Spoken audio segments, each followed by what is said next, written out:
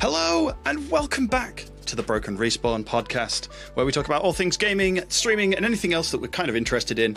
This week, I'm TBSliver, as always, and I'm joined by the lesser spotted Moogle known as Caedes. Good evening. And the dapper gentleman on the end, Lucian V Ghost. Good evening, everyone. How are we all this slightly windy, cold evening? Yeah, not too bad. Good steady. Yeah. Always. I am in the process of uploading a random little thing that I decided to make, which is going to surprise people and possibly get me hit over the head. Always good. So we'll see. That's always an interesting combination. Yes. Yeah, that's good. I look forward to seeing whatever it is, because I have zero idea for once. Yes, we are not joined by Saren today. Unfortunately, he caught the nasty C virus and is laid up in bed with his feet up. Hi, Saren, if you're watching. Yes, tonight the part of Saren will be played by a tall, pale, and sinister me.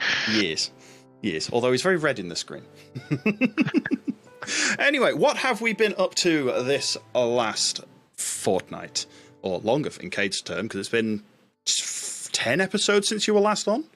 Many a moon. Many a moon. Yes. Well, I've seen, Lucian, you've been playing a game that I've never actually managed to look at until, like, literally just now. Wildermyth. Yes. What is that game?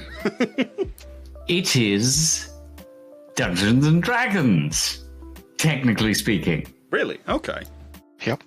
Yes. So Wildermyth is a 2D paper-esque, sort of Paper Mario-esque style game, with the premise that you have 3 starting characters that you can customize however you like, who come in the class of warrior, hunter, and mystic.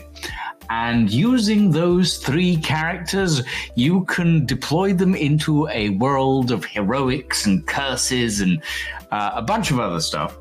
And you can basically throw them against enemies, and you can gather items, and eventually they'll get so old that they'll have children, and then those children you could also throw at like enemies and gather items with. Wait, it's a generational roleplay? It is a generational roleplay game, yes. Interesting. Do they inherit like traits and stuff on the way down? Yes, I believe they do. Cool. I'm guessing that's a lot further in than wherever you've got to with it. Yes. So I've only managed to play a little bit of Wildermyth. I only have about 7 hours in the game. Okay. A couple of streams worth, basically. But from what I've seen, it's really good. Neff bought it for me. Ah, okay. Neff bought it for me, and they chucked it at me and said, stream this. And I was like, okay. And I tried, the first stream I tried to stream it on, I was dead tired. And I streamed it for an hour, and I was like, my brain cannot handle this right now. My brain is so dead. And I was like, okay, I'm going to have to let this go. I can't play this right now, but I will come back. I will come back, and I will give it a fair shot. And 2 weeks later, I came back from holiday, and I was like, we're going to play this. And then someone said, hey, do you want to play Sea of Thieves? I was like, yeah, let's play Sea of Thieves. And I didn't play it for like another 2 weeks. And every time I tuned into stream chat, Neff's like, so it's Wildermyth today, right? And I'm like, no, it's not. It's Sea of Thieves. That explains a lot on that. Yeah. Yeah. But about 2 weeks ago, I finally got the chance to play it. And I started out by making myself, Lying, and the Luca as characters, because I was like, well, let's see where this goes. It's kind of interesting. I want to make people that I know as characters because that's funny. That's fair. Yeah. Turns out, a little funnier than I expected. So So characters can have 3 different relationship types, right? They can have a rivalry, a friendship, or a romance, and you can select those at the start. So me and Aluka had a friendship. Me and Lying had a rivalry. But less than like an hour in, the game gives me a prompt of, hey, you can go and do this. Go have fun with it. And at the end of it, it goes, you could switch rivalries. Would you like to romance Aluka? And I'm like, no, thank you, but Danger, no. Wolf This was Robinson, a danger. bad idea. Oh no, that's Yeah. Anyway, other than that, which was mainly my own fault, no, the game is actually very good. It is very enjoyable. There are a lot of like D&D stuff, but all of the like you can select from a bunch of different campaigns, basically. Okay. You have a bunch of different campaigns that you can choose from to play. The D&D stuff isn't so much rolling dice as it is there is an RNG to the loot table and an RNG to the enemies you face. And after every encounter with enemies, the enemy encounters get harder. They get a set of cards which basically level up the enemies, or you get new enemies to face. It's quite an interesting system. I would highly recommend it, actually. I think you would enjoy it, Sliver. I think you would enjoy it as well, Caedes, actually. Yeah, I'll be honest, it's one that's been on my radar for a while, and I kind of wish I'd have bought it earlier. I guess my question for you about it is, how linear are the campaigns? Because while I know there's a lot of campaigns to go through and they're always developing more, is it just a set story, or can you kind of go a bit off the rails with it? It is a set story in that there is a set of plot points that you will follow. However, in the tutorial campaign, which I still haven't finished, by the way, I'm 7 hours in, I still haven't finished it. That's quite a tutorial. Yes. Well, I say it's the tutorial. It's the tutorial campaign, as in it's the first campaign of the game, which you need to complete to unlock all the others. Right. But in that tutorial campaign, I managed to get Lying cursed, I managed to get Nickmat cursed, and I managed to give Ed a lightning bolt for an arm. All through different little side quests that I found in the campaign. That seems relatively reasonable. Those aren't static. You can find different ones all the time. Okay. Like they've got there's the big plot points of, yes, you've got to go fight this big bad, which might be randomly generated. Yes. But there's also, hey, what happens if we go this way? And the GM's going, oh no. Yes, there is that. Also, I almost got Lydia killed about like a day after I made her character, because all of the characters that I've been making have been from Twitch chat, basically. Okay. Yeah. That's good. That's a good way of doing it. Is that all manual, or is there any sort of integration with it? It is Twitch? manual.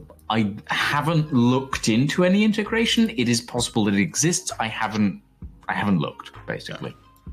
I wouldn't be surprised if there's if there isn't, there should be, because the randomness Twitch integration would be hilarious. Yeah. But one of the things that Wildmyth sort of tags on the Steam store says is choices matter. Yeah. And that is very literal. Choices do matter a lot. If you make the wrong choice, you could end up in deep shit. Okay. For example, there was at one point Lying and Aluka went on a side quest, right? And they basically summoned a demon lord. But because they summoned a specific demon lord, that demon lord turned out to be 2 inches tall. I am the Lord of Hellfire. Oh, shit. Yes, that was literally it. But then there was a case of Lying and Lucian went on a quest, and they had the choice of digging up a grave, right? And I chose to dig up the grave because Twitch chat said dig up the grave. Never listen to Twitch Turns chat. out the grave was concealing a gemstone that held the soul of a cursed vulture queen that actually sent us on the quest in the first place. Okay. So is that like a... How to word it? Is that one of the random events? Or obviously you found a that was one of the random item quests in a that random you could event. find. Yeah. Okay. It's such a hard game to look at and pin down because it's like a Telltale XCOM game with point and click adventure stuff, and there is so many different aspects from other games that you wouldn't think go together. I wouldn't say there's anything Telltale about it, but there is a bit of XCOM. I'll grant you that. Telltale just in the way that you have choices and, it's telling a story and your choices progress the story. Yeah. But yeah, it's a lot of different elements that don't look like they should come together. But when you sit and watch a video of it, you're like, no, that works. I quite like it. It's probably one of those ideas around the table. It's just like, I don't know if this will work, but let's throw it all in a pot and shake it. It's like, it came out kind of good. Yeah. It's a gumbo. Shouldn't all go together, but somehow it does. Yeah. Interesting. I might have to take a look at that one as well. Although, I mean, it is 20 quid on Steam. Yeah, that puts it down the pile of games slightly. Okay, it's 20 quid on Steam, but it was released in 2021. It's had almost 2 years. It was released on the 15th of June, 2021. So it's had almost a year and a half at this point. The fact that it hasn't gone down in price... That says a lot. And people are still buying it says a lot. The fact that Neff bought it for me says a lot. There are things that I don't trust with Neff. Neff has a bit of a wild streak. But their taste in games can vary wildly as well. But in this case, very much on the money. Yeah. And the fact that it's very positive recent reviews compared to all-time reviews of overwhelmingly positive. So that's insane. For a year and a half for essentially an indie game. Yeah, fair. I mean, it's 12,000 reviews in it's not a small number of reviews. That is impressive. Like very positive. Recent reviews, very positive. Overall reviews, overwhelmingly positive. Like, you cannot say that it's a bad game when I don't think it has any bad reviews. You should see what reviews it does have that, what people nitpick about it. Because I'll be honest, that's how I tend to use the store. If it's overwhelmingly positive, I'll only look at the negative reviews to get some balance. It looks like they're not a fan of the generic tactical combat, which to be fair, recommended. Can someone please come to my house and take this game away from me? It's like D&D, but you have no friends. Yeah, I've had this game for 24 hours. I think if you go into this game expecting it to be as in-depth combat-wise as something like XCOM, you're probably going to be disappointed. Yeah, go into this. If you go into it looking at it as it's D&D. XCOM Lite, or it's not turn-based XCOM Lite. It's very much turn-based D&D. Yeah. Also, this review. Everyone's raving on about how cute and uplifting this game is with story and romance and combat. I'd get my heroes to clap about it, but none of them have enough arms to do so. This is a limb donation simulator. Recommended. Okay, that's interesting. So yeah, it's here's a not recommended review, apparently. And this is from someone who apparently doesn't understand how the game is made, because what they are critiquing is the style of the game and the style the game is made in. Art style or play style? Art style. Okay. Cons: absolutely nauseating color palette. That doesn't make sense to me, because actually the color palette is quite well done, and you can customize the level of color palettes. So exactly either they haven't gone past the tutorial, like the tutorial character creation, or they just haven't played the game. Yeah. Horrible looking characters, the paper cut thing doesn't work at all. I would strongly disagree, because actually the paper cut style is the whole point of the game. Even from the trailers, that very clearly works for it. Yeah. Third point, the game is so ugly, it literally made me sick to my stomach looking at it. Now this sounds like a bad faith review, to be honest. Yeah. The only visual issue I have is it reminds me of an old web game called The last point that they're pulling out here, very quickly. Can't customize characters enough beyond appearance, and even that is insufficient. This is a completely false statement, because you can customize the characters. You can customize their appearance, their colors, their clothing within the game. You can also customize their aspects and their stats. So they obviously haven't even done any... Yeah, they haven't even looked into the character customization, and that's the first thing you do. So that is a disappointingly... What were you saying, Katie? Sorry. Oh. No, just say the art style itself, it's a personal preference. It's not a slight at the game in any way. But it reminds me of an old web game I think it was called Adventure Quest.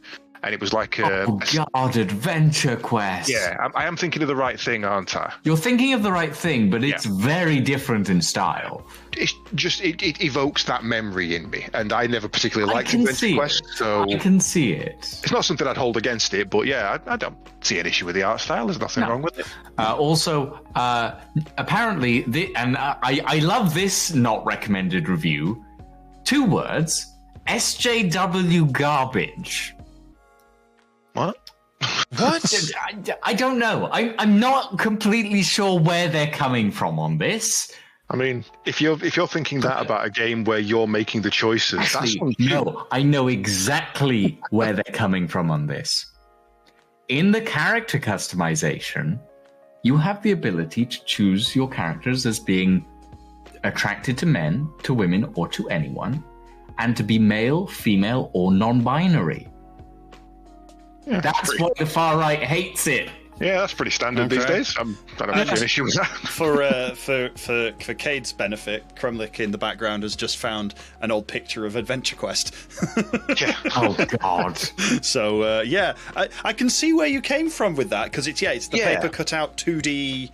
2D pictures that have been animated in, that's Adobe Flash. Obviously, Adventure Quest is old and bad, but it is old. It's old. I wouldn't call it bad for the time. Yeah, it's very old though. Yeah, that's interesting. Yeah, no, it's definitely been on my list for a while, and it's one I think that deserves to be bumped up the list. I think.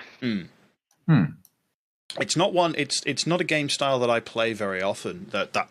I feel like turn-based RPGs, so I don't know how quickly up my pile it goes. But if Cade's going to play it anytime soon, you play a lot more RPGs though, don't you? So yeah, but soon for me is within 12 months. I mean, yeah, because soon you'll finish all the Final Fantasy games. Actually, no, you finished that lot, haven't you? Yeah, I finished 6 2 weeks ago. So that's all the mainline Final Fantasies now beat at some point on stream. Okay. Oh, you've already done 7, 8. 7 was one of the first. 8, I still want to go back and do the HD remaster. 9 I did recently. 10 was last year. 15 was the year before. 13 is I think the only one I've never done on stream, actually, thinking about it. That's not an online one, is it? So, no. 14 and 14 and 11 were on stream. Online. Oh, okay. So many Final Fantasy. I've still only played maybe 10, 15 hours of Final Fantasy 14. I still haven't played much, if any, of any of the others. Yeah. There's 15 mainline games and easily double that in add-ons and extras and Crystal Chronicles and Tactics and so many.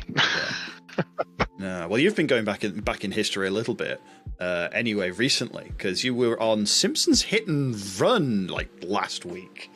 Yeah, I've been for those who follow in the Discord, I've been rebuilding my retro collection, trying to go back and buy all the games that I had as a kid and get the consoles up, and I hooked my PlayStation 2 up to my PC and thought, you know what? I fancy playing some Simpsons Hit and Run. And I suck at that game, apparently. It's just as good as I remember it, but just as bad as I remember me, so... Right. It looks like Simpsons do GTA. Like 100%. You can steal cars. I mean, you don't steal the cars. You actually get lifts off people. Okay. But yeah, I don't remember there being... When I played it as a kid, I don't remember there being so many timed quests. Like, literally every single quest is, you have 2 minutes, get there now. Oh, God. And I remember it being much more relaxed as a kid, but obviously I'm misremembering. Yeah. No, that's... I never played it. I remember seeing it come out because, you know, PlayStation 2 was the console I always wanted, but I never got because that's just the way it was. And so I want to play through all these games, and I haven't got the time. Yeah, I mean, I put 6 hours into it, and I've still got 2 missions left to go, so it's not a long game. Oh, okay. If you know what you're doing, you can easily thrash through it, but... Yeah. I think I had one of my old save files and I'd got 22 hours in it. Because I'm that sad, I've still got the exact same memory card from when I was a kid, so my save file was still on there. After having to track down memory cards for my consoles, it's yeah, if you've got them from history, wow, saves so much time. So much money. The PS2, there's a slot where you can put a modem. I didn't have a modem, so that was my memory card box. Which went inside the console. Yes, so they were all on just the big chunky ones, yeah. Yes, I never had a slim, so no, I've got a slim that I'll be getting back when I move, in the next couple of weeks. Holy crap! Sure, yeah. Oh, I just actually thought, yeah, that's going to be a tight one for the next podcast. I don't know if I'll be around. When moving house, I think you're allowed a week off. Yeah. Yeah, but that's a whole other thing. And if you want to know all about that craziness, come find me on Twitch tomorrow or something, and I'll gladly wear your ear off. What? Chew your ear off. What? Where the hell did my brain? You'll get there, Sliver. You'll get there. Lucian's saying about feeling tired. That's been this week for me, and the previous week, and the week before that, and the week before that. Seems to be a recurring theme. Anyway, yes.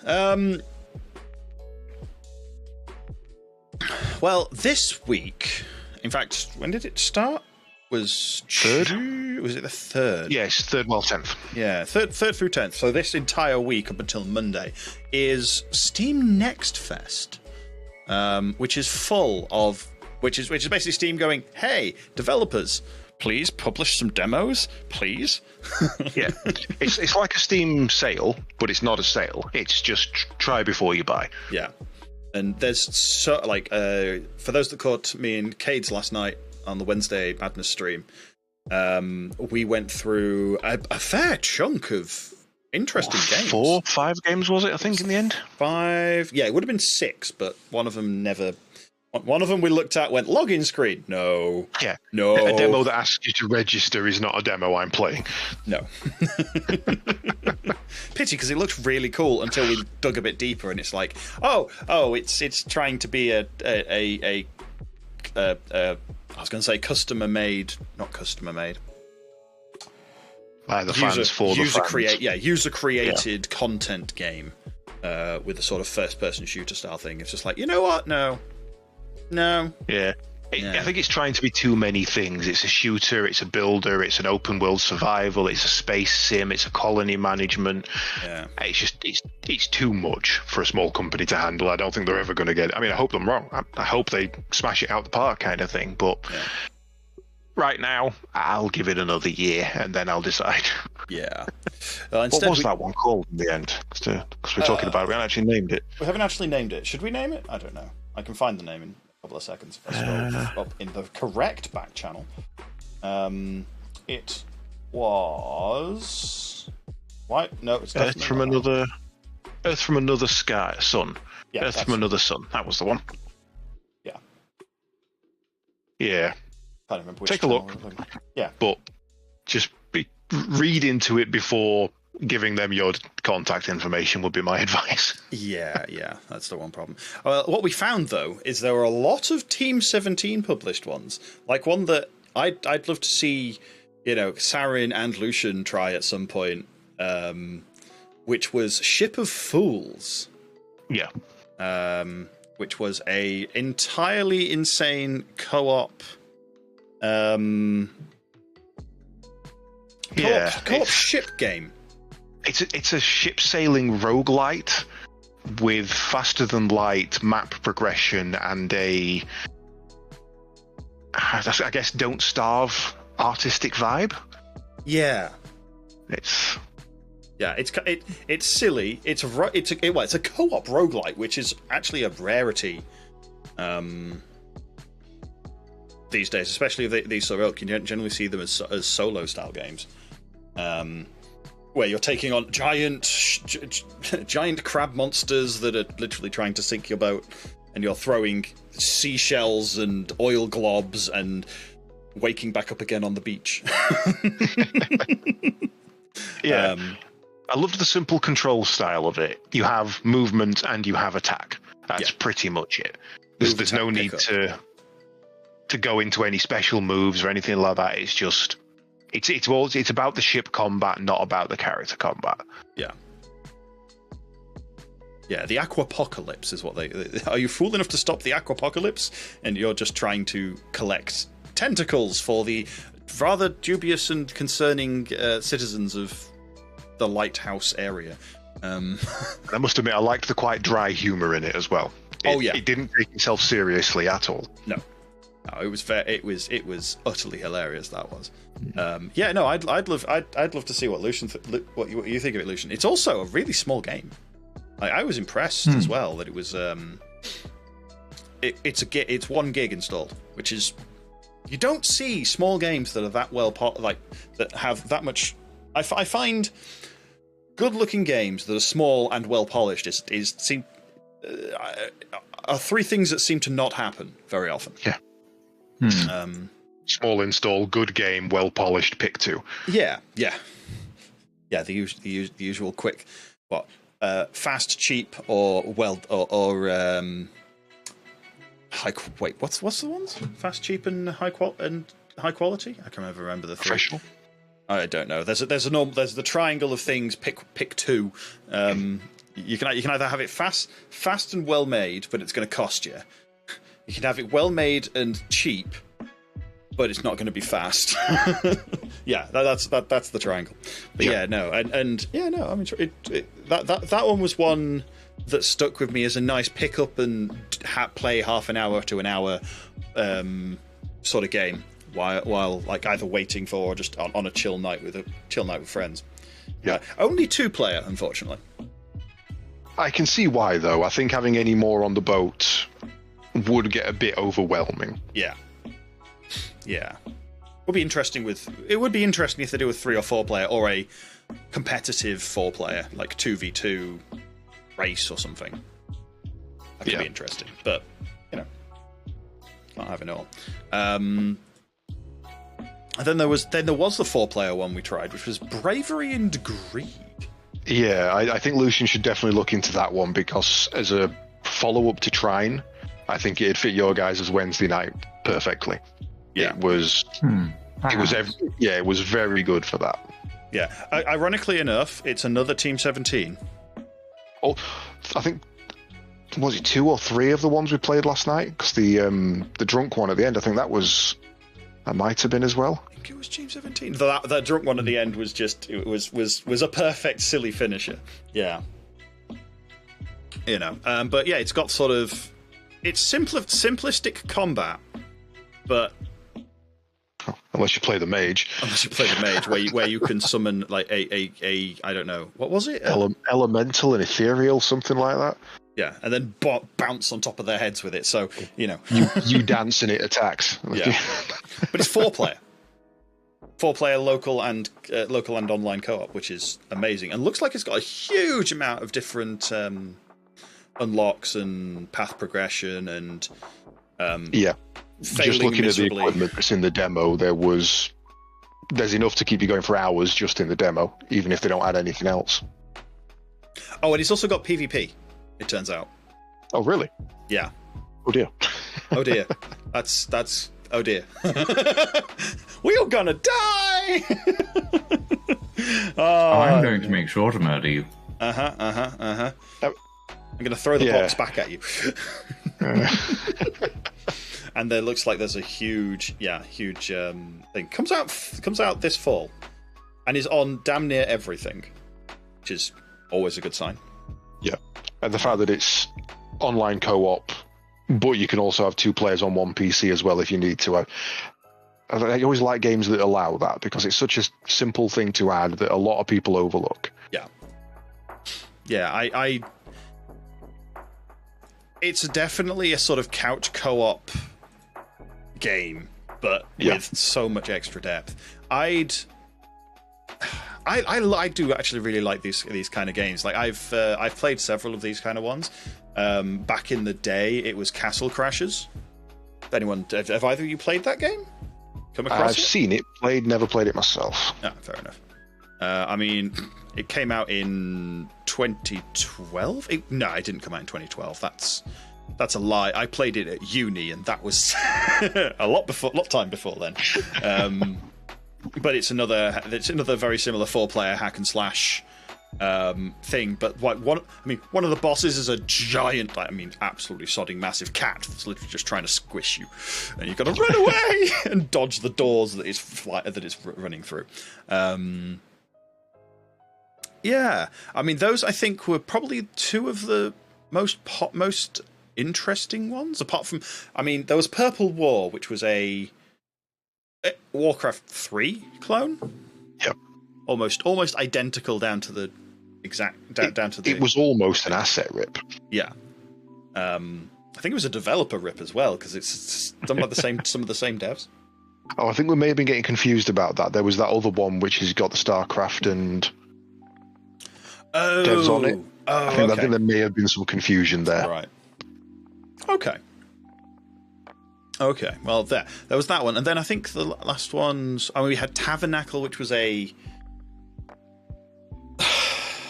tower defense game that was okay, but it needed local... It used Steam Remote Play as the multiplayer, which worked. Had a lot of nice features in it to be a very simplistic and fun tower defense, but then just made some absolutely silly choices. Like you can only play multiplayer through remote play.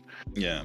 And the resource miner, you've got limited resource, but only to a certain degree, and then you've got some resources which duplicate themselves. It's a lot of good and bad decisions on that one. Yeah. Looks cool.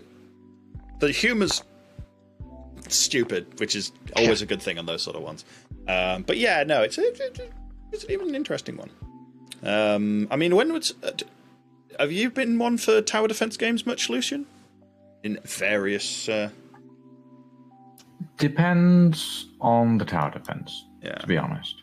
Which kind? Sometimes. I was going to say, which kind of ones have you played? Because there's so many different sub-genres of them. Like, well, I enjoy... Okay. Think Age of Empires style tower defense. Not specifically tower defense in the sort of balloons tower defense type thing. Sort of fixed placement top-down tower defense style games. Yeah. Okay. So yeah, I can't even search for tower defense right now. I'm being dense. That is one of the weirdest Steam searches anyway, because there's so many things that claim to be tower defense and just aren't. I've just searched on mine, and I've got 7 Days to Die in there. Yeah. I mean, you can build a tower and defend it, but it's not a tower defense game. Death Trap was the one I was just quickly thinking of, which is a top-down character-led, but it's a top-down style one with like fixed placements. I must admit, I'm similar. I've played a few different types and enjoyed quite a few. I'm not a big fan of the balloons kind of simplistic lane run types. But my favorite one is called Creeper World, and it's the enemy is the water essentially. It's a tide of enemy rather than a stream. You're literally fighting the ocean. And you can't defend a single point because she'll just get overwhelmed. And I've played that one since it was a Flash game back in like 2008. It's very, very good series, that one. Yeah, I think I need to go back and play that one at some point because it's along the. I was going to say Metroidvania. It's not Metroidvania. It's the little green digital men. Darwinia. Thank you. Yes. Yeah, it sounds very similar to Darwinia, which is another. I would say that's more of a tower defense. Well, it's a tower defense civilization management game. Yeah, I don't think you can act. It's very difficult to quantify Darwinia because it's just always been its own thing. Yeah. Yeah. I mean, you look at the popular tags. The popular tags of retro atmospheric strategy RTS stylized. Yeah. God game. AI. It's kind of in that same vein as Black and White, where it's not quite a God game, not quite a builder, not quite an RTS. It's a very, very niche subgenre. Is Darwinia? Yeah. Yeah. No. There's.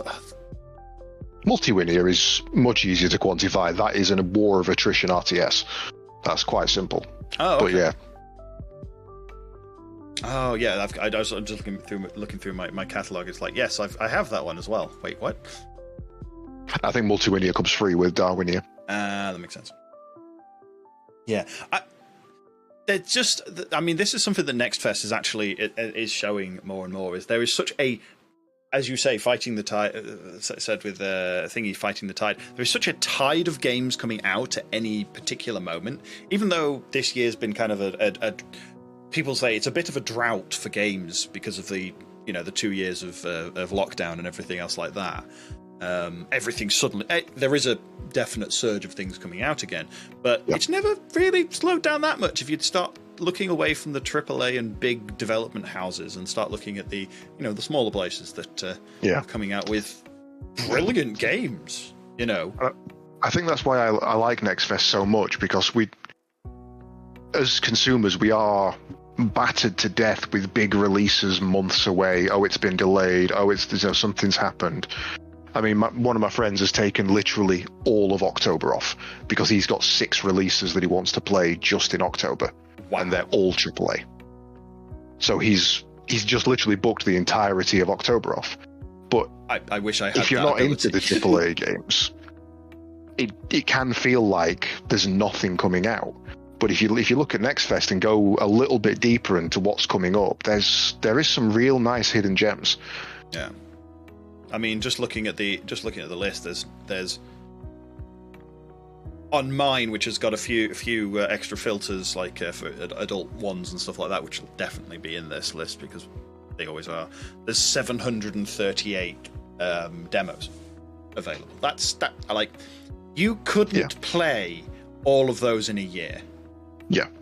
I mean, I kind of skimmed the top and took 20 of them. Yeah.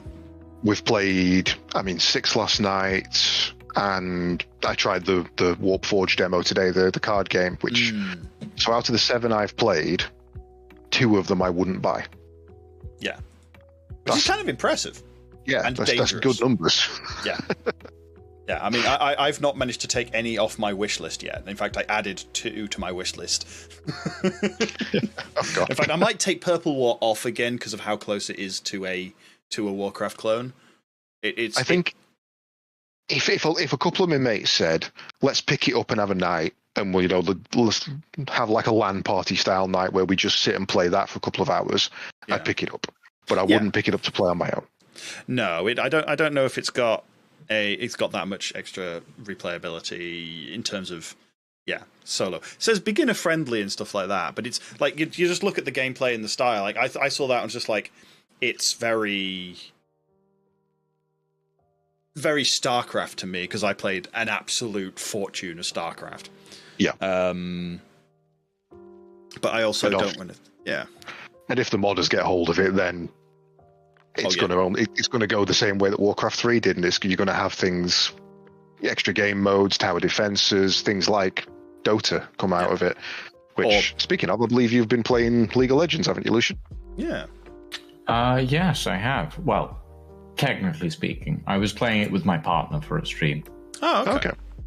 Yeah, it's not one I've played specifically. I did a bit of Dota or Dota 2 even back in the day, and it's what are they? They're lane push games. I can't say I've known as MOBAs, but that's a bit of a broad term these days. Yeah, can't say I've played many of them. Have you played, like, apart from League of Legends? Like, have you played any of the other ones? Either of you? Including League of Legends, actually, because obviously you've played that one on stream. Like, do you enjoy them? All I see is rage over League of Legends. Like, I wish I could enjoy them, yeah. I mean, I played League of Legends, ironically, with my partner years ago as well.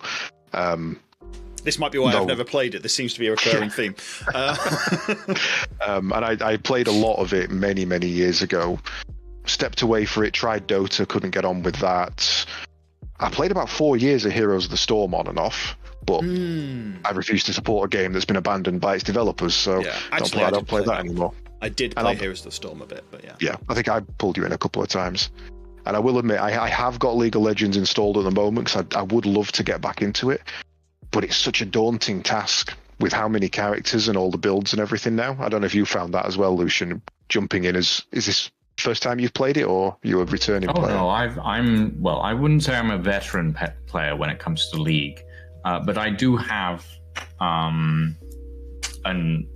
a history, shall we say. Okay. The last time I played it, Zed had just released and Gar was on his way out. That kind of gives you a timescale for the last time I played League. Yeah. There's like 60 new characters since then. 60? Wait, what? Yeah, no, there's 160 characters in that game. The Wild Rift version, the mobile variant, has 80 characters, and that's half of the total. It's nuts. What? Sorry, huh?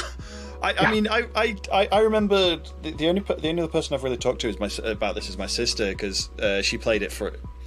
She was playing it with her partner at the time, actually.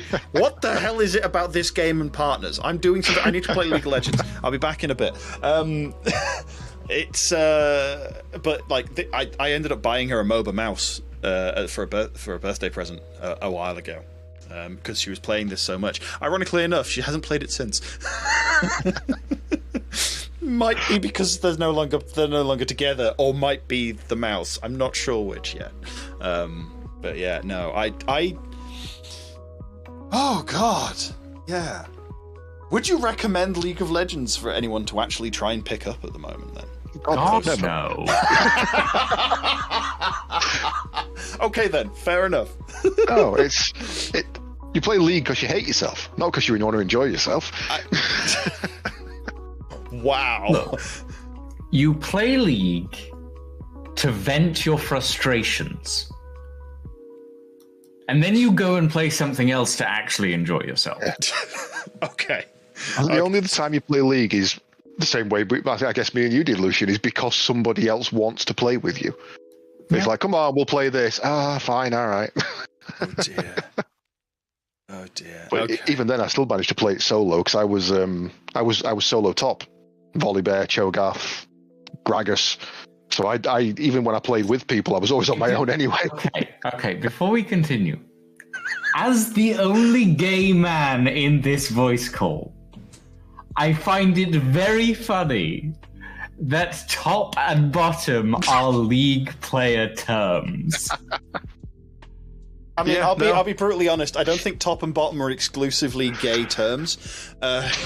They may have been coined by the gay community, but ironically dominated by the gay community. Oh God! But yeah, no, I mean, story of my life, solo top in it, I guess. I suppose it is, Caedes. I suppose it is. Oh God! And this is why we'll never get monetized on YouTube. Speaking of YouTube, if you've been enjoying the show so far, or finding the jokes terribly stupid, then please don't forget to leave a comment on which joke you hated the most, and don't forget to press like or dislike. To be honest, it actually doesn't matter. As long as you press one of those buttons, it counts as interaction. Counts as interaction, which helps us. Helps this get to more places so they can groan at Cade's puns. Oh, YouTube, you're trying. You're certainly trying. I mean, it's trying harder than Twitch, but oh dear. Speaking of bad segues, I just got notice from Kremlik that there's actually some breaking news at the moment, which is odd. We've not had any breaking news for a while. Steam Deck is now available without reservation. Ooh. Well done, then. As of like now, as of like half an hour ago, just before we went live. So, and the docking station's available. Ooh. Is that all models or just the basic? Question mark. Yeah, I know they were a couple of, said they were going to be a month ahead of their original, their latest estimate with that, but they've beat it by 3, so well done them. Yeah. No, I was just actually going to pull up the the video they've got announcing it. There we go. So 3 pieces of Steam Deck movies. Yeah, they've there was also a software release today. Yeah, the docking station is here, which is cool. I think one of them was specifically a Red Dead 2 fix, and then there was some basic software updates as well. Yeah, I mean you've got a Steam Deck. You've got the mid-tier one, if I recall. No, I went basic. I wish I'd have gone for the bit mid-tier, but I went basic. Fair enough. I mean, how do you? Are you still using it regularly, considering you've had it 3-4 months now? Yeah, I was literally playing it before this stream. I've got Stardew Valley on there. My brother's recently challenged me to a 100% achievement run. Oh dear. So I've been sat playing that on the bus at work, laid in bed.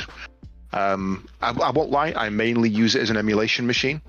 The fact that it can emulate everything up to and including PlayStation 2 quite easily, and even the Switch, is very impressive. But yeah, no, it's things like Divinity Original Sin, they feel like they're built for it. Yeah. They just work so well. I mean, I'm half tempted. I'm more tempted after the Steam release of Guild Wars 2, because you can run Guild Wars 2 on it. It'll just run happily, because Guild Wars 2 will run on a potato these days. I mean, as somebody who has put a lot of hours into the Steam Deck, my recommendation would be wait for the Gen 2. There's a couple of things they'll fix on it. There's a couple of quality of life they'll put in, but they've also said that they want it to be compatible as a stream rig. That's a stream rig? That's one of the things they're aiming for with the Gen 2. They want the basic version to be used as a cheap stream rig. So that is your stream. You're literally playing on your computer, piping it out to the Stream Deck, and then pushing it out to... Oh, so using it as the encoding box. Uh-huh. That is an interesting thing, because I mean, all 3 of us are single rig setups. Yeah. Ironically, Sarin is the dual rig setup king in the group. I think you could do it on a Steam Deck at the moment, but it would take a lot of faffing about, and as I've said to a couple of people recently, the best thing about the Steam Deck is that because it's Linux and I've had to do a lot of messing around with it, it's taught me that I never want to deal with Linux. Ever. I hate Linux. As someone who uses Linux on a day-to-day basis, I agree. Why do you think I use Windows on all my machines these days? I just cannot be arsed with them. All I'm going to say is sort your fucking file structure out. Oh, just pick one. Which one though? I don't know. Just pick one. Come together as a community. Pick a file structure. Stick to it. Stop messing around. Sort your lives out. Oh dear, that's an entire deep hole to go down, though. Unfortunately, because GNU Linux is different to Ubuntu, is different to Debian, is different to Arch, is different to. Actually, is it Arch? It's Arch based underneath, isn't it? I think it was Debian, and then they moved to Arch. Yeah. So even then, it's got some relics of Debian in there that don't work anymore, and yeah. Well, it's the way it goes with those sort of things, unfortunately. But hey, no, glad for that sort of thing, because that's. I'm actually going to double check the one that's in my local CEX, because that one was down. That was a mid-tier one, and it was at £680 last time I went past. The one in my local CEX was nearly $1,000. I'm talking a couple of quid shy of $1,000. Yeah. For the mid-tier. Yeah, and ridiculous. You can buy the mid-tier for £459 right now from SteamDeck.com. Yeah, it's if you're looking for a new PC and you don't want to deal with graphics cards and all this scalpers with the 40 series and AM5 sockets and DDR5 RAM coming out. If you just want to play games that are A couple of years old. no more taxing than Cyberpunk 2077, get a Steam Deck. I was going to say, Cyberpunk is probably the bad example there because that thing makes even monsters chug. Oh no, it runs fine on Steam Deck. Sorry, I mean, what? you've got to run it on low settings, but yeah, it runs fine. Okay. I suppose at some point in time we should talk about the looming server-destroying elephant in the room at some point. So, I'm not aware of this one unless I'm mistaken. Overwatch 2. oh God! Oh God! Yes, yes. The disaster that is Overwatch 2. The 50,000 player queue that is Overwatch 2. It's becoming quite impressive to see how bad Blizzard is getting everything. Yes. I'm sorry, 50,000 Q. Yes. Apparently, someone was told that the Overwatch 2 queues didn't go above 40,000, and then they hit 50,000. Ridiculous. Is that European, American, or is it global? I think it's global. Okay. Oh, that's probably their authentication server just shat a brick and then died. I mean, that's a joke in itself. That you've got to have mobile authentication to play a game. Oh, go away. God. Yeah. They've dropped that for if you have a Blizzard if you've got an existing Blizzard Battle.net account now. No. They have. Well, no, that's not what they've done. What they've done is they've dropped it as long as you are a pre-existing Overwatch player, right? Okay. So if you are not a pre-existing Overwatch player, but you have a Battle.net account, you still need to use phone verification. It's just ridiculous. Yeah. Mm-hmm. I mean, as someone who has a secondary phone just for authentication purposes at work, I don't want to have to deal with that on games. I begrudge doing it for Steam, and I'm only okay with that recently because they've added in the QR code scanning, which makes my life so much easier. That is so much neater. But I don't want to have to go and get my phone to play a 10-minute game. That's unacceptable. Yeah, I think the SMS Protect thing they've gone is literally first time with the account, similar to Discord's phone verification. It's the verification level of the account rather than every time login. Right. Which I think is what a lot of people, because I looked at this because I know Kremlik actually put about, it's using the SMS 2FA. Anyone using SMS authentication, two-factor authentication, does not know what two-factor authentication is and doesn't know why it's bad. Because you could literally fake a phone number. Like, don't even... It's just so easy to fake a phone. It's two-factor MFA is the equivalent of having type in your username, type in your password, now type in a second password. Sort of. If somebody can get the first one, they can get the second. Yeah. It's no more secure than that. Yeah, I use a lot of two-factor authentication ones, but I use things called TOTP. If you use the Google authentication app where you get that random 6-digit thing that changes every minute, then you're using one of the better ones. Yeah. There are better again, but they're more complex. They're getting there. The FIDO 2 standard, which is a physical USB pen that you have to put in and press a button on the device itself, is the current gold standard for two-factor. Yeah. For me, Blizzard has become the perfect example of why gamers need to be involved in the testing process again. Yeah. All decision processes back, 20 years ago.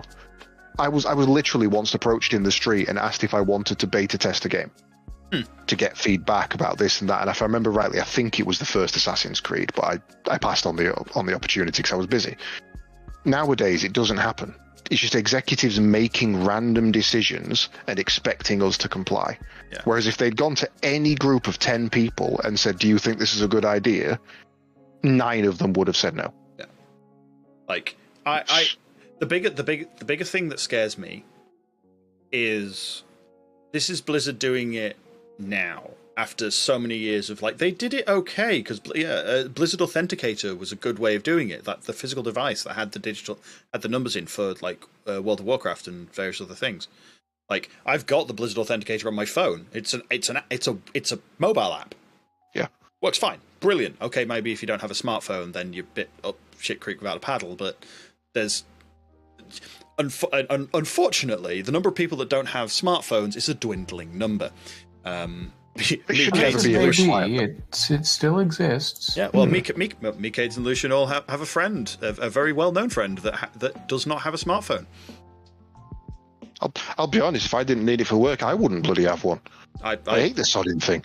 To be honest, I use it for browsing the web mostly. That's the biggest thing. But yeah, no, Wasted doesn't have a smartphone. Like, I'm actually not surprised that Wasted doesn't have a smartphone. Funniest thing when I met it. But yeah, like I have a smartphone, but I will be honest. If I could, I would stop using it and just go with a regular ass phone that can do texts and calls. I'm with you on that. And here's the thing. Like, I get the helpfulness of a smartphone. I get how it can be a very useful tool in your day-to-day thing. But I would like it if I could just have texts and calls on my phone and maybe a radio, because you can get radios without a smartphone, and then just have that on my person when I'm out and about so that I don't feel the urge to go and look at my smartphone every time I'm out and about, so that I don't feel the urge to pick it up while I'm on public transport and just scroll through Twitter or scroll through Tumblr or do any other number of things that you will eventually do on a smartphone, because it's that instant gratification. I would be fine with it just having a radio, maybe some storage space for some music. That is it. Yeah, if it wasn't there, you wouldn't miss it, and I fully agree with you. The amount of times I'm on my way into office, and I've got me audiobook playing, and my phone's in my pocket, and I think I'll just check Imgur, I'll just check Twitter, I'll just check Discord. No, why? Why do I need to do that? It just go away. Give me a pager. That's what I want. Here's the thing. What I used to do when I was in college, I didn't have a smartphone. Right. What I used to do was I would have my phone in my pocket when I was out and about, and when I needed to work, I would carry my laptop with me. Yeah. Because that reminded me that I needed to work. Yeah, that's true. Push you in that mindset.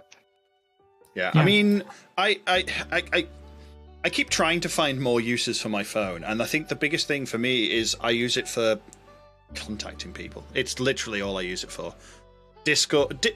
Obviously, all of them are text-based as well. WhatsApp, Discord, Facebook Messenger, because my parents will never update to anything better.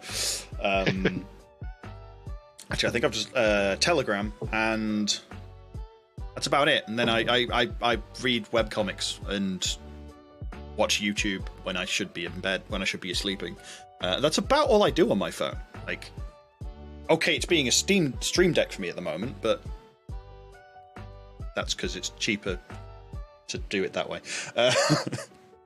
But like, yeah, no, I could probably do without a smartphone as well. I used to do phone development, which is a big reason why I have a at the time top of the line phone. But apart from that, honestly, yeah, no, I don't think I need one. Especially as I'm not using it for authenticators anymore, because I use a separate device. Reed raises a kind of valid point in chat. Smartphones aren't too bad. They're an easy way to emulate old stuff on the go. But why do you need to?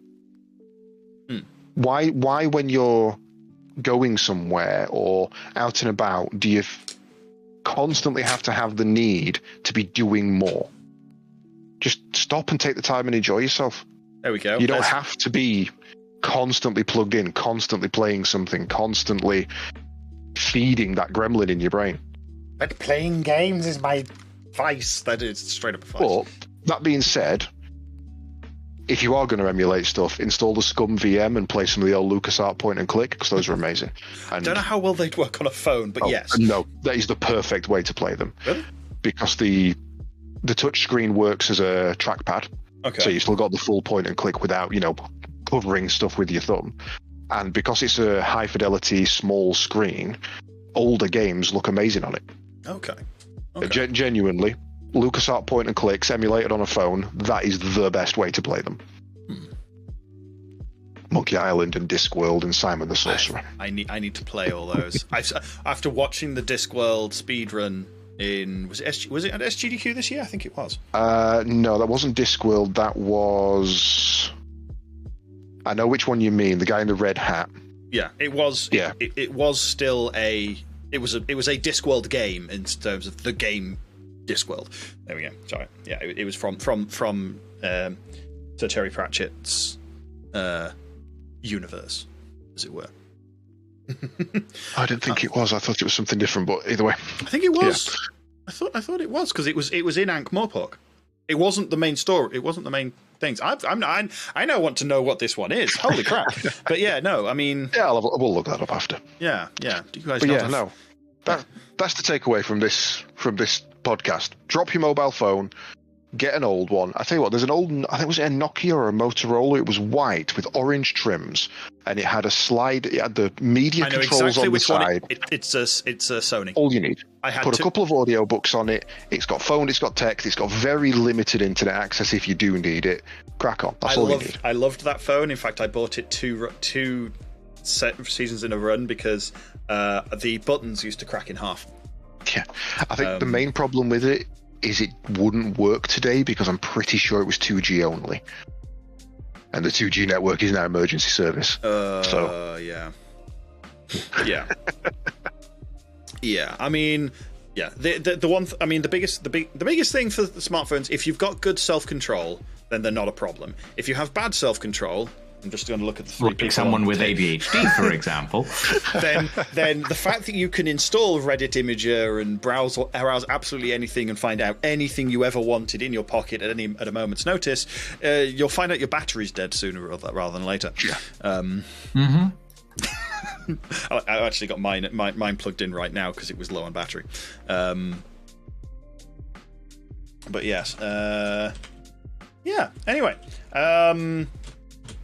I think we actually just got the title for that one as well. Discworld Noir. Well, there was 2 point-and-click adventure games. There was Discworld Noir and another one, but I just don't remember that being on at SGDQ. It may just be my memory being faulty. I am getting old, so. Discworld by Mindez in 19 minutes, AGDQ 2022. It was AGDQ at the beginning of the year. It was A, not S, right? Okay. There we go. Yeah. Custard Pie versus Dragon ending. Yeah, so there we go. That's just Discworld in a nutshell, isn't it? Right. Well, is there anything else we want to go over today? I don't think we've... Yes. Oh, we do? have one small thing. Oh, okay. Nightingale. Oh, God. We're coming back to this. Nightingale has recently announced that they will be doing closed alpha playtesting within the next 2 months. So is this the D&D board game? The virtual tabletop? No. Okay, not the one I'm thinking of. Nightingale is very much more... Think... steampunk gas lamp fantasy version of maybe Conan Exiles or Atlas. Or Grounded, actually, is another. Please tell me all the information about this. I've been trying to keep up with it as best I can, but I've missed loads. Okay, so do you want me to recap from the beginning or just the most recent? Most recent for now. Yeah, for me, most recent. Most recently, Nightingale has announced a closed alpha playtest. Now, the closed alpha playtests are going to be selected from a random... Bear with me a moment. I accidentally just pressed reload on my Discord. Yes, I've just buggered the stream. Hang on half a second. Sliver, can you hear us? Now I can. Sorry, I accidentally caught reload on the stream on Discord because of course it's a web browser. You fool! I mean, that's one way to shut us up, I guess. It is, yeah. Yeah, I suppose it is. Yeah. Let me just pull back a Caedes. It's not a Caedes. Womp womp. Womp womp. I've broken it. What? Amazing. How? Has anyone told you, Sliver, that you're an idiot? Many a time. I'd say call it tech support, but it's my day off, so. I know, right? Can stream at least hear us? Oh, they can hear you now, yes. There we go, good. there we go. It was just I was trying to get the icons to work again, because it takes a second or two to wake up. There we go. Anyway, where was I? Oh, yes. Nightingale, closed alpha playtesting. Okay, so over the next 2 months, over the next few days, actually, they will be sending out a survey which will give people a chance to participate in the closed alpha playtesting. Now, few pieces of information to know. The closed alpha playtests will only be available to a small number of people, but there will be several playtests over the course of the next few months before early access launch. Streaming screenshots or content for the playtests is not allowed. The playtests will be under NDA. So if I end up in them, I will say that I am in them, and then you will never know anything about them because I'm not allowed to talk about them. Yeah. Stuffing Lucian talking about I will Nightingale. do my best to actually get in and see if I can play, but I will be under NDA if that does happen. Which is a good reason to not hope for it, because though it be interesting, you also can't really talk about it. Yeah, exactly. In fact, you're not even allowed to discuss it online. Strict NDAs. If you having signed NDAs, no, don't. Yeah, exactly. Genuinely, even talking to your not mate. allowed to talk about it. But I will hopefully be playing it. Yeah. So how will people be selected to get into the tests? There will be several factors, including but not limited to when you signed up for the newsletter, your survey answers, your system specs, game genre preferences, and community involvement. These are all things that will basically talk about how you will be selected for participation in the closed alpha playtest. Right. Now, for those that don't know, Nightingale is a gas lamp fantasy first-person action sort of survival crafting game. And it is designed around the idea that in the Victorian era, people discovered the way to the realm of the Fae. And a lot of things happened from there onwards. It is very interesting. I am very excited for it, and I am very excited to see what they have in store.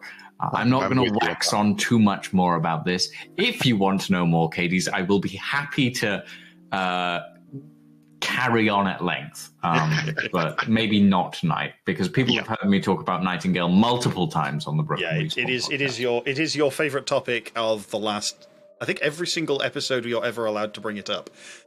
Pretty much, yes. It is my favorite topic in general, because Nightingale has so many cool features that I'm very interested in. We actually got a sneak peek at some of the environment stuff for Nightingale recently, and it included an airship construction hangar. Oh, well, no. This brings me on to my next point, which was I try not to get super excited for games, but this one has definitely got me super excited, and I haven't been this excited since what was that airship game with the Worlds Adrift? Worlds Adrift, thank you. Yes. And I hope it doesn't go the same way as that, because I really want that. Here's the thing.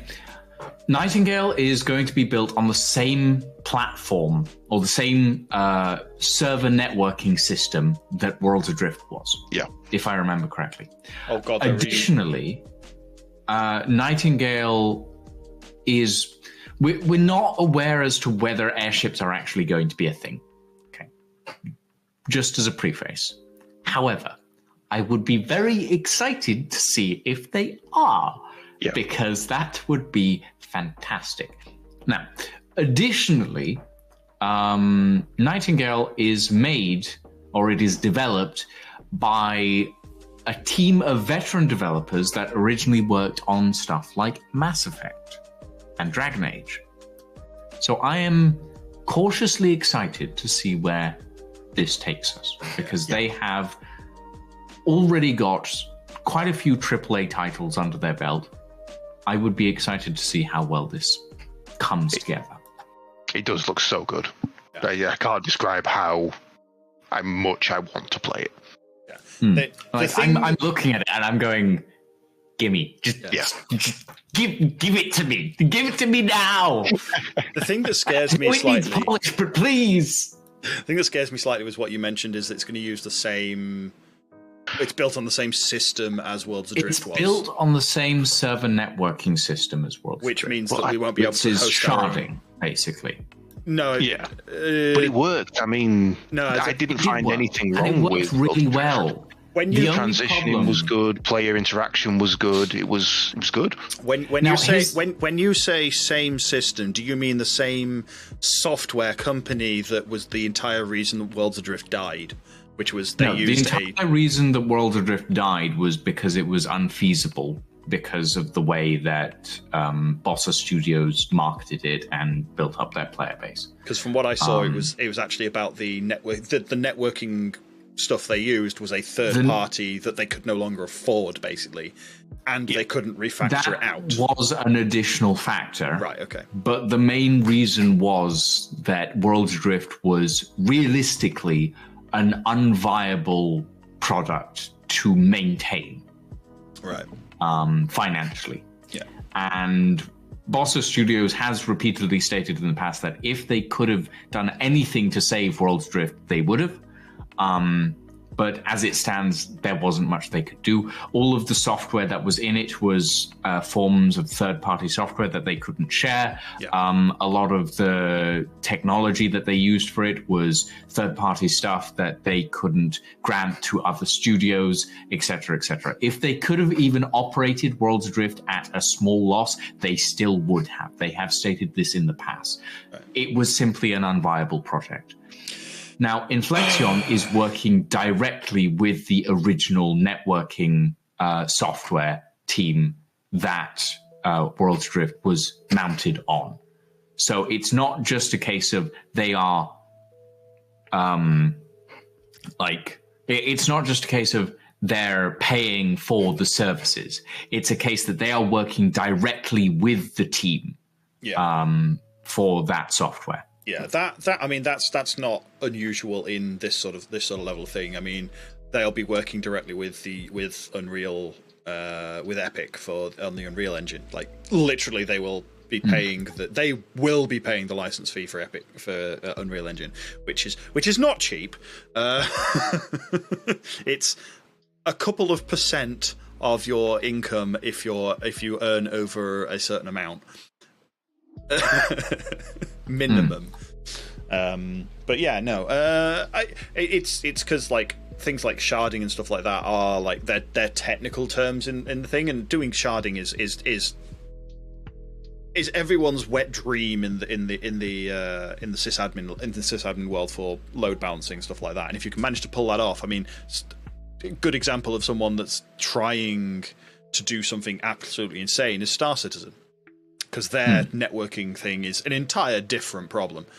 But if they're building on the same, if they're using that underlying system, it means that we will not be able to host our own games at all. So, what we're aware of so far is that Nightingale will have something called a home instance. Which means that will be your home area. Yeah. It will be yours. And then you will be able to connect with other people and go into different realms with them. Think of it a little bit like Outriders, actually. Like, you can connect with someone else.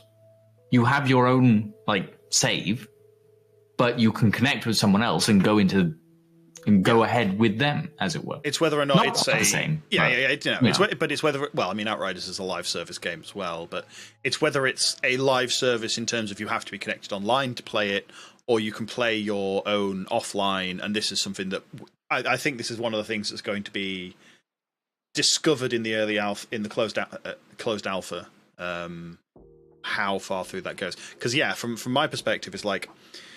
It's not that I want to be able to customize it. It's that I want to be able to, if I really want to play that game. You want to be able to archive it. Yes, I want to be able to play it 30 years in the future when the game servers are dead and gone and the developers don't even remember their first name. That sort of level, that's what I wanted with World Adrift as well.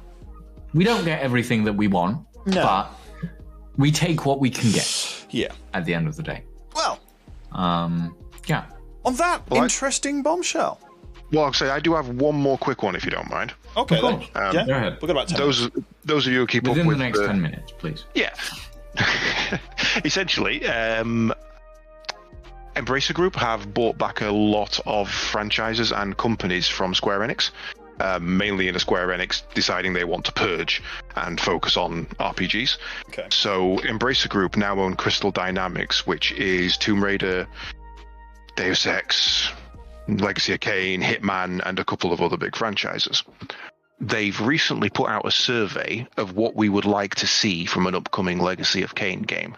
And the more feedback they can get on this, the more likely we are to get a new Legacy of Kain game. And I've been waiting for one of these for 20 years. So I shall be popping a link in the Discord.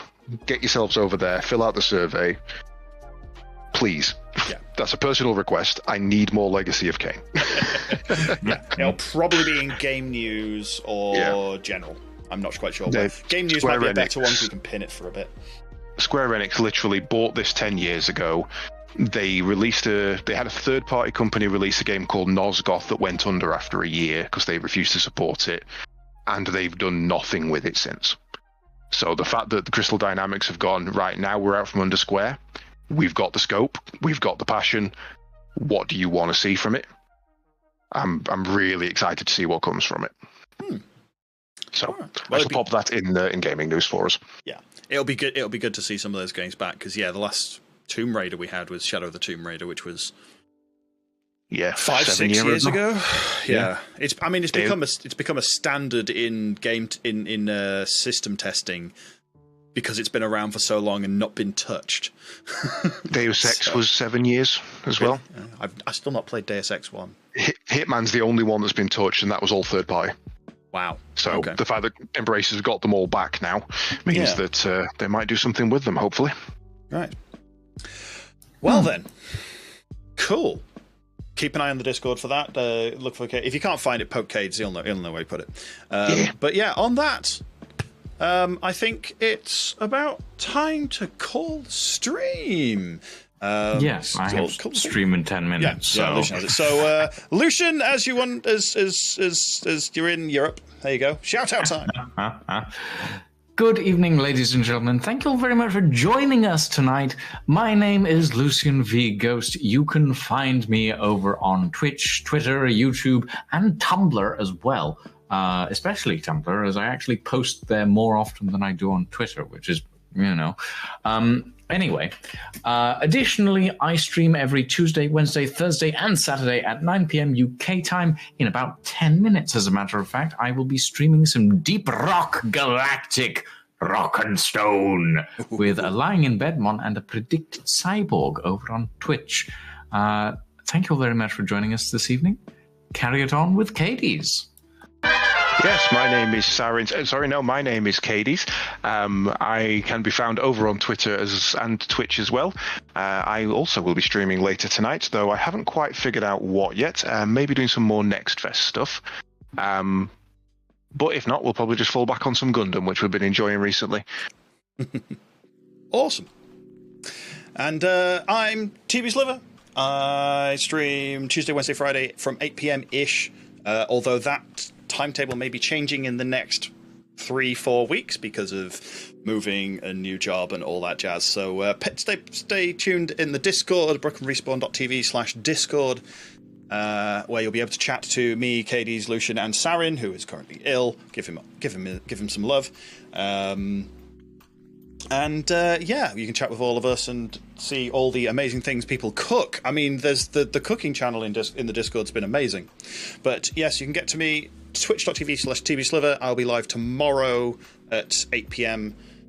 Playing some... Well, I don't know. I had an idea and I've forgotten what it is. But yeah, thank you very much, everyone. And thank you for tuning in. Don't forget to don't forget to subscribe if you haven't already. You get notified when we go live. We'll be back again in 2 weeks' time, he says. We will be back again in... Oh. We might not be back again in 2 weeks' time. It's my last day at work. I don't think I'm going to be sober. Stay tuned to the Discord and we'll find out when we're next live. But otherwise, we're live on our respective channels at least once a week, it seems. Thank you very much, everyone, for joining, and we will catch you all next time. Ta-ra!